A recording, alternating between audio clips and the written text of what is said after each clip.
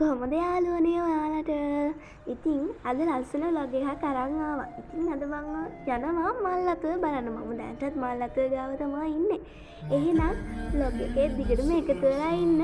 ලස්සන vlog එකක් තමයි අද අරන් ආවේ. මේ යන පාර හරිම නිදහස්. මොනරුත් හිටියා. මම හුන්දල පෙන්නන ඔයාලට මොන වෙයි. හරියට කැප්චර් වුන්නේ නැහැ. ඒ වුණාට බලන්නකෝ.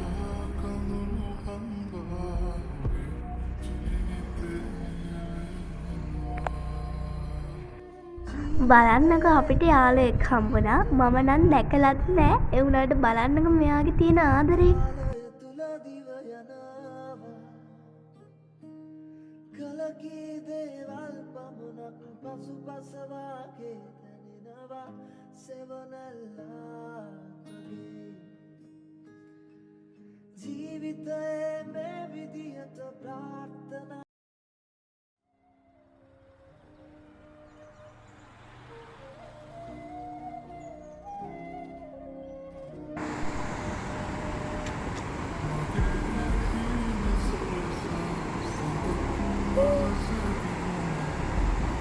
ඔන්න යාළුවනේ අපි ඔය ගාවට ආවා.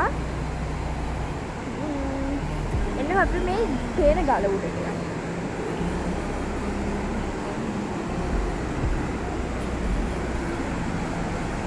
මේ තමයි ඔය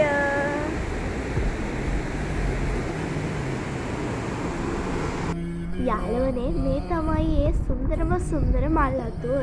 ඉතින් අපි දැන් මේ මල් අතුවට ඇවිල්ලා ඉන්නේ. මෙතන හරිම සුන්දරයි වගේම හරිම නිදහස්. මෙතන වළුවක් වුණත් ඔයාලට ඉන්න පුළුවන්. ඒ වගේම මටත් ඉන්න පුළුවන්. ලස්සන පොතක් අරගෙන පුටුවක් තියාගෙන කියවන්න තියෙනවා කියලා හිතෙනවා. හරි. ඉතින් යාළුවනේ මම දැන් ඔයාලට පොඩි දෙයක් කියන්න තමයි හදන්නේ. මේ ලස්සන සුන්දර මල් අතුව ගැන මම ඔයාලගේ දැනුමට දෙයක් කියලා දෙන්නම්. එහෙනම් අහගන්නකෝ.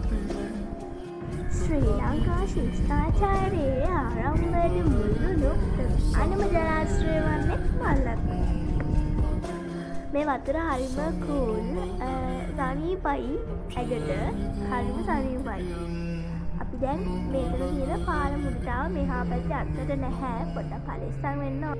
මේ සුන්දර මල්ලතුව ආරම්භ වෙලා තියෙන්නේ අනුරාධපුර දිස්ත්‍රික්කයේ ලාවති නුදුරින් ඇති කිසිකල කඩුව ඇතුලේ බටහිර බෑවුවල. ඒකේ උස මීටර 166ක් වෙනවා. මෙන්න මේ වගේ ඔයාලත් කැලිකසල දාලා යන්න එපා. ඔයාලා ගේන හැමදේම ඔයාලා ගෙනාපු විදිහටම අරන් යන්න මතක තියාගන්න ඕනේ. මේ පේනවනේ මේ හැම තැනම කැලිකසල දාලා ගිහිල්ලා. ඔයාලා නම් එහෙම දාන්න එපා. ඔයාලා නාන්න අරන් ඉන්න ෂැම්පූ පැකට් එක බෝතලේ පවා ඔයාලා අරන් යන්න මතක තියාගන්න ඕනේ. සෝපාදහම විනාශ කරනකොට දූෂණය කරනකොට ඒගොල්ලෝ අපිට විශාල දඩුවම් දෙනවා. තව කොටසක් මේක තියෙන්නේ මලතුව ටිකක් පැත්තෙන්. මේකට කියන්නේ හාල් පානු ඇල කියලා. මේකෙත් නාන්න පුළුවන්. සමහර මම දැකලා තියෙනවා නානවා. මේ බලන්නකෝ අපිට හම්බුන කට්ටිය. අපි දැන් මෙයාලව නිදි කරන්න තමයි හදන්නේ. මම හරි ආසයි නිදි කරන්න. මත් යාලා නිදා ගන්න ඕනේ නේ. එයාලා බය වුණ ගමන් එයාලට අනුස්සක් කියලා දැනන ගමන් මේ විදියට එයාලගේ කොළ අකුල ගන්නවා.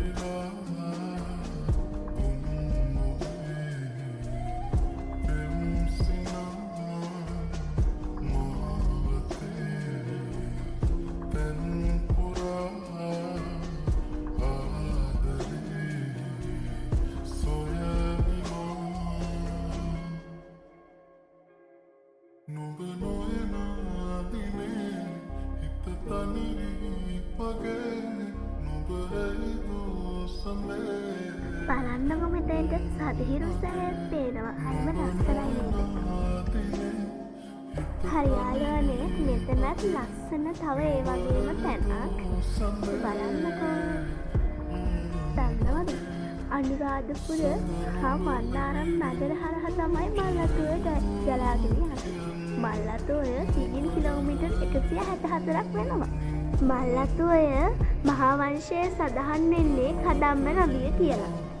මල්ලතොය මුහුදට වැටෙන්නේ මන්නාරම් මුහුද තීරය.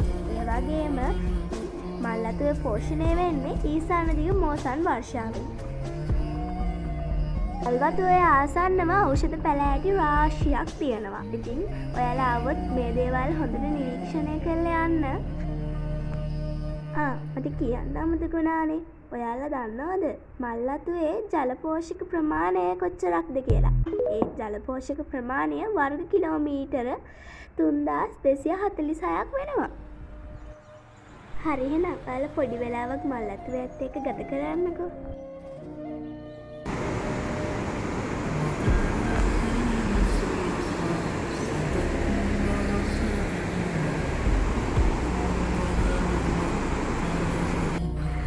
මං ඔයාලට පොඩි දෙයක් කියන්න තමයි හදන්නේ.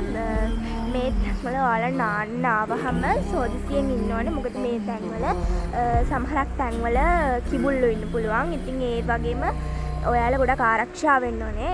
ඔයාලා සබාධම ආරක්ෂා කරනවා වගේම ඔයාලත් ආරක්ෂා වෙන්න ඕනේ. ඔයාලගේ පරිස්සම ගැනත් හිතන්න ඕනේ. ඉතින් මේ වගේ ලස්සන තැන්වලට ඇවිල්ලා ඔයාලත් ආරක්ෂා වෙලා පරිස්සමට යන්න. ඉතින් ඔයාලා අනුරාධපුරේ આવොත් අනිවාර්යයෙන්ම මල්වතුවේ බලන්න එන්න. හැබැයි ආවට කමක් නැහැ. මේ දේවල් තිබ්බ විදිහටම මේ විදිහටම තියලා යන්න. ඉතින් මම ඔයාලගෙන් ඉල්ලා සිටිනවා මේ දේවල් ගොඩාක් රැකගන්න අපිට උදව් වෙන්න කියලා. ඉතින් ඔයාලගෙන් මම අයදිනවා. යාළුවනේ දැන් මට යන්න වෙලාව හරි. ඉතින් අද මං හිතනවා මගේ vlog එක ඔයාලා රැස්සට දෙන්න ඇති කියලා. ඉතින් ඔයාලා මේ ලස්සන සබාධම ආරක්ෂා කරගන්න ඕනේ. ඉතින් මගේ වීඩියෝ එක ලයික් කරන්න, කමෙන්ට් එකක් දාන්න, සබ්ස්ක්‍රයිබ් කරන්න විතරක් නෙමෙයි ෂෙයා කරන්න. මම ආයෙත් දවසක vlog එකක් අරගෙන කන් ඔයාලා සතුටින් පරිස්සමින් ඉන්න. ඔන්න තව දෙයක් කියන්න ඕනේ.